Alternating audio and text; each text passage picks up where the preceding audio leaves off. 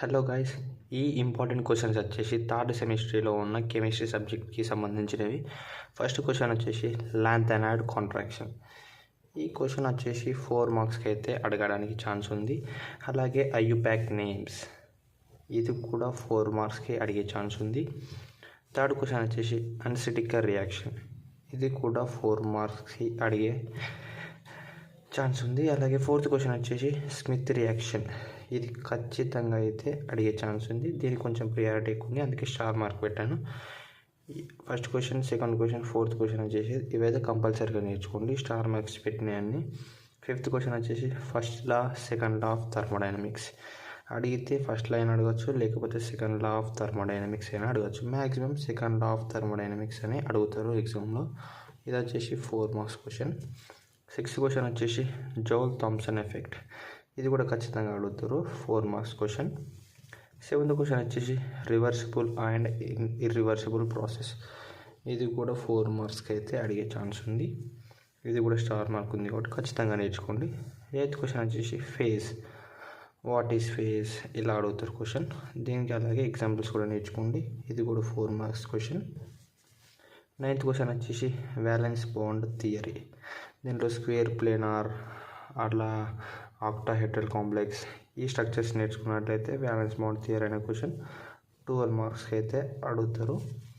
10th question వచ్చేసి linkage isomerism, geometrical isomerism, ligand isomerism, ఈ 3 నేర్చుకున్నట్లయితే maximum 12 marks అయినా అడగచ్చు, లేదా 4 మార్క్స్ అయినా అడగచ్చు.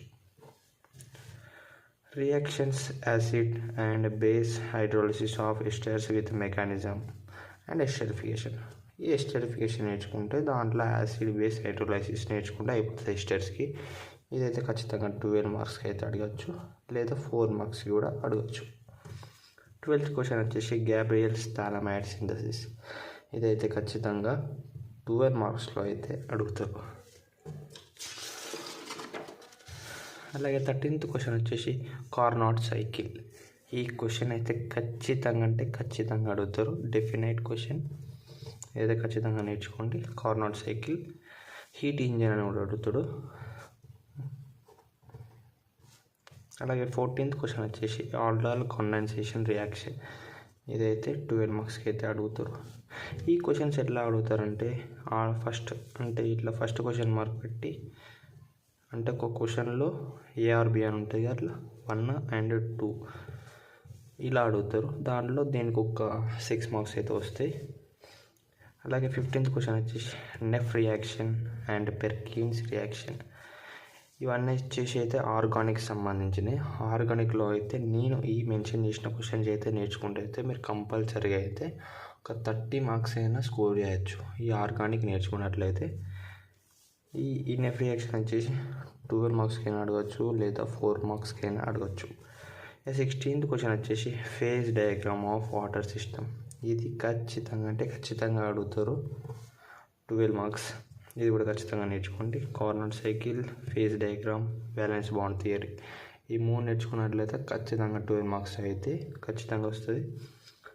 17th క్వశ్చన్ వచ్చేసి హెచ్విజెడ్ రియాక్షన్, అంటే వెల్హార్ట్ చెలిన్స్కీ రియాక్షన్ అండ్ ఆర్ఎన్డిటి రియాక్షన్, ఇవి వచ్చేసి 4 మార్క్స్ అయితే అడుగుతారు, లేదా 12 మార్క్స్లో కూడా అడుగుతారు ఆర్గానిక్లోకి వెళ్ళి. ఈ ఆర్గానిక్ క్వశ్చన్స్ అయితే మ్యాక్సిమం నేర్చుకోండి, ప్రాక్టీస్ చేయండి. ప్రాక్టీస్ చేసినట్లయితే ఒక 2 to 3 టైమ్స్ ప్రాక్టీస్ చేసినట్లయితేనే వస్తుంది, లేకుంటే అయితే కష్టమే ఆర్గానిక్ అంటే. 18th క్వశ్చన్ వచ్చేసి ఎక్స్టెన్సివ్ అండ్ ఇంటెన్సివ్ ప్రాపర్టీస్, ఇది వచ్చేసి 4 మార్క్స్కి అయితే అడుగుతారు, దీన్ని కూడా ఖచ్చితంగా నేర్చుకోండి. 19th క్వశ్చన్ వచ్చేసి అక్యూరసీ అండ్ ప్రెసిషన్, ఇది కూడా 4 మార్క్స్కి అడుగుతారు. అలాగే సిపి మైనస్ సివి =R, ఇది కూడా 4 మార్క్స్ అడుగుతారు. ఫస్ట్ ఆఫ్ ఆల్ ఈ స్టార్ మార్క్ పెట్టిన క్వశ్చన్లు అయితే టార్గెట్ చేయండి, అవి అయిపోయిన తర్వాతనే ఇవి నేర్చుకోండి.